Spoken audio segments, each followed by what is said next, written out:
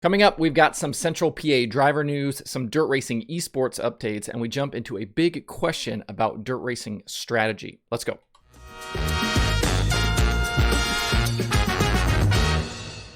Today is Tuesday, December 14th, 2021. Welcome into DIRTcar Daily. I'm Justin Fiedler. It was just a matter of days ago that we were talking about Matt Campbell and Pennsylvania sprint car team Premier Motorsports splitting up, but Campbell already has a new seat for 2022. Area restaurant owner Ron Rutherford is starting his own sprint car team, and Campbell is set to drive the new 19R machine. With his Mama's Pizza restaurant, Rutherford has been a sponsor of Campbell's in the past, but has been looking to get into team ownership for a while. Two names you probably know in Danny Dietrich and Brent Marks are helping Rutherford and Campbell get things going this offseason. Marks is even helping build cars right now, with the team utilizing Maxim chassis and Ryder engines. According to Speed Sports' Kyle McFadden, the new team hopes to run 40 races next season between Lincoln, Baps, and the Grove. Always good to see new teams and new owners getting involved in these situations. The iRacing World of Outlaws World Championship has reached the halfway point in the season, with last night's race at Williams Grove completed. So far, it feels like nobody wants to take control of this championship. After back-to-back wins in the previous weeks, Swindell Speed Lab driver James Edens entered last night as the points leader and had a top 5 starting spot for the feature, but like Alex Bergeron the week before, Edens suffered connection problems and missed the start of the race. He was able to rejoin, but ended up finishing the race a lap down in 18th. That blew the standings wide open again, but two drivers in the top 5 couldn't capitalize because third in points Blake Majulis and fifth in points Evan C. missed last night's feature, not able to transfer out of those B mains.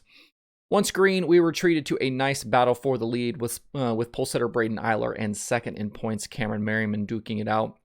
Inside 10 to go, Eyler's car came alive in the slick, and he was able to get past Merriman and drive away to his second career Pro Series win with the World of Outlaws.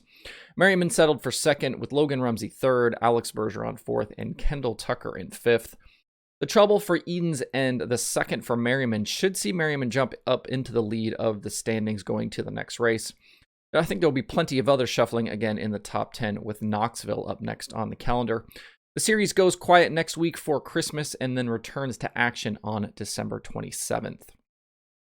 On the DIRTcar eSports side, that tour follows the World of Outlaws series into Williams Grove on Wednesday this week with 360 winged sprint cars.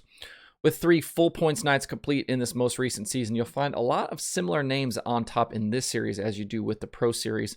Alex Bergeron is the current points leader by 1 over Evan C. and Logan Rumsey. Blake Majulis and Nick Cooper complete the top 5. Tyler Jackson tops the street stock points. If you're unaware, the DIRTcar eSports events run on Wednesday nights well into January and can be watched live on DIRTVision. As about the analytics section of DIRTtracker.com, one of the things I've been thinking about lately is what exactly teams and drivers can do with the data provided there. Is any of that information actionable for the competitors? For example, we've seen advanced analytics across stick and ball sports transform game plans. In the NBA, teams have shifted heavily into three-point shooting in recent years and moved away from some of those longer two-point shots because of simple value. Even at a lower shooting percentage, a three-point shot makes way more sense than a long two does over time. That's an insight discovered through data analysis. And I don't know about you, but I've become enthralled with Formula One in recent seasons to the point where I even watch all of the practice and qualifying sessions. I'm just kind of crazy about it. Data and simulations play a very important role in both car setups and race strategy calls. And it's those strategy calls that often provide a lot of the drama, including late in the championship finale last weekend in Abu Dhabi. But the structure of dirt racing is different. For one, the races are a lot shorter, and two, once the car is set up and rolled away from the trailer, there isn't a whole lot the crew can do to help out a driver. Outside of maybe some signaling about where to be on the track, the crew has very little input on the race's outcome once the green flag flies. I think the closest we ever come to any real strategy in dirt racing is those rare occasions where you might have a heat race inversion, and guys try and sandbag through qualifying to get a better heat race start. Think like the Knoxville Nationals or Kings Royal. But there does seem to be some question about whether or not that is actually possible to pull off, and whether the risk of falling too far behind in qualifying is too great of a risk to even take the chance in the first place. To give you an idea of what I'm thinking about with dirt racing specifically, let's talk about start position with the World of Outlaws Sprint Car Series.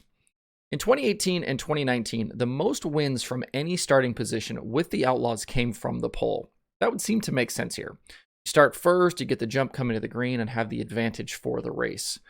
But something has changed in the past 2 seasons. That pole position advantage isn't quite what it was.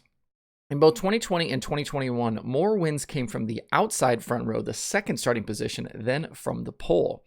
It's a curious shift, and I think it's something on its own to be explored.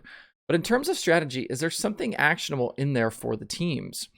The front of Outlaw fields are set by the dash, and the dash lineup itself is set by a random draw. I think that alone removes some of the possibility of utilizing strategy. But hear me out here. And I know a lot of you are like, this is super nerdy, I don't care about these stats, but just hear me out. If you're near the front of the dash and you know that statistically you have a better chance at some racetracks of getting the early lead in the feature from the outside, do you find a way to second instead of battling for the lead? Or if you're like third, do you take some bigger risks to try to get to second? On any given night, this type of move, and I think any possible gains in the advantage are really negligible, but over the course of 80 nights, those very small differences add up to much bigger effects at the end of the season. The difference in the championship this year between Brad Sweet and David Gravel with the World of Outlaws was 80 points. At 2 points per position, that's 40 spots. 40 spots over 77 races is just a tick more than half a position per night. With that small of a gap between the 49 and the 2, I think it might be possible to employ some small measures of strategy like this to make gains. And through the course of a race night, there are other places where moves like this could be made. In this current age of dirt racing, especially with open wheel divisions, everyone has effectively the same stuff, the same chassis, the same shocks, the same engines, the same tires. I think teams have to get creative to find other advantages. And I know when I talk about this stuff, there's a certain percentage of my audience that either glazes over or turns me off completely because the stats just don't mean anything to them. And that's fine here. You know, I understand a lot of you just say, get in the car, drive the wheels off of it. And I think that's a big appeal of dirt racing, the fact that there maybe isn't as much strategy. It's a lot easier to understand that way as well, and I get it.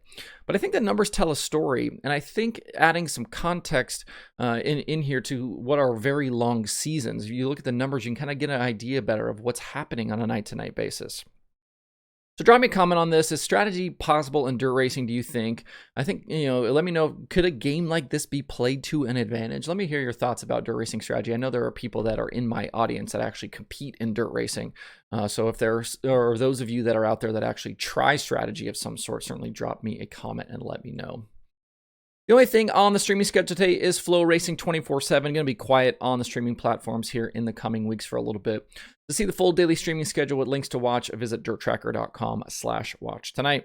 That's it for the show today. Hope you have a good Tuesday. If you have thoughts about the topics on today's show, as always, please leave them in the comments below or tweet at me. If you'd like to email the show, you can always do that as well at info@DIRTtracker.com. Thanks everybody for tuning in. We'll see you tomorrow for more Dirt Tracker Daily.